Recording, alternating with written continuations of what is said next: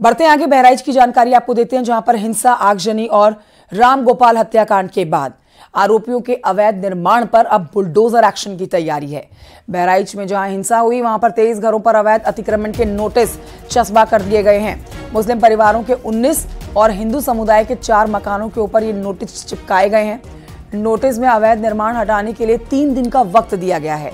Notice में लिखा गया है कि अगर ये निर्माण नियम के अनुसार हैं तो इसके कागजात जिलाधिकारी कार्यालय में 3 दिन के अंदर पेश कर दिए जाएं, नहीं तो निर्माण को अवैध मानकर ध्वस्तीकरण की कार्रवाई की जाएगी, मतलब बुलडोजर चलाया जाएगा।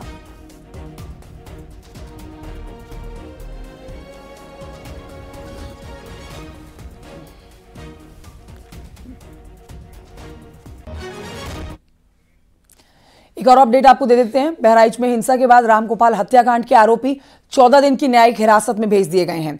अब आरोपियों के घरों पर बुलडोजर वाला एक्शन भी देखा जाना है, जिसके लिए नोटिस चस्पा किए गए हैं। और अगर 3 दिन के अंदर कागजात पेश नहीं किए जाते हैं जिलाधिकारी के समक्ष, तो फिर बुलडोजर चलेगा।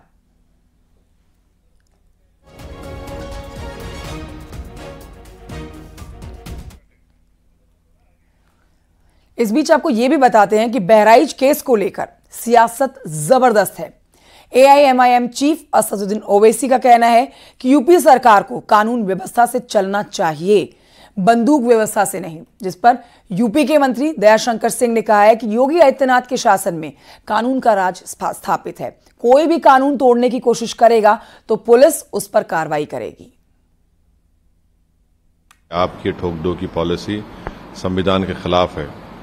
आप उत्तर प्रदेश को चलाइए संविधान से, रूल ऑफ लॉ से चलाइए, रूल बाय गन से मत चलाइए, क्योंकि एक बार अगर कोई गलत चीज का आप आगाज कर देंगे तो वो गलती चलते रहेगी और कोई भी किसी को उठाकर गोली मार देगा। तो बहुत गलत हो रहा है और ये एक तरफा और हेट्रेड बताई जा रही है एक समुदाय के खिलाफ। योगी जी के राज्य में कानून का राज स्थापित है।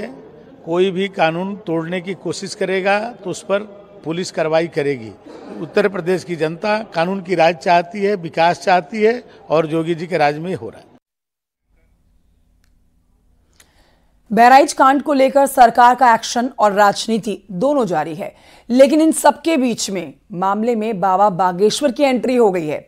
देखिए, बाबा बागेश्वर ने बहराइच में हिंसा, आगजनी और रामगोपाल के मर्डर पर कहा है कि मौजूदा वक्त में दंगा बहुत आसान हो गया है। हिंदुओं का टारगेट उनको किया जाता है, जिससे वो भयभीत हो जाएं और हिंदुत्व की बात करना छोड़ दें।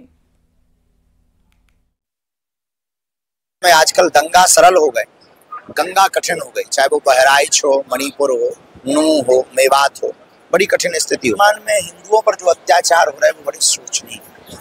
चाहे वो जितनी भी घटनाएं, चाहे वो अभी बहराइच वाली घटना हो, बहुत कठिन स्थिति है। हिंदू बट रहा, एक एक करके निपट रहा। इसलिए हिंदुओं को बांटने से बचाने के लिए किसी ना किसी को तो जमीनों पर, सड़कों पर लोगों के दिलों में पहुंचना पड़ेगा।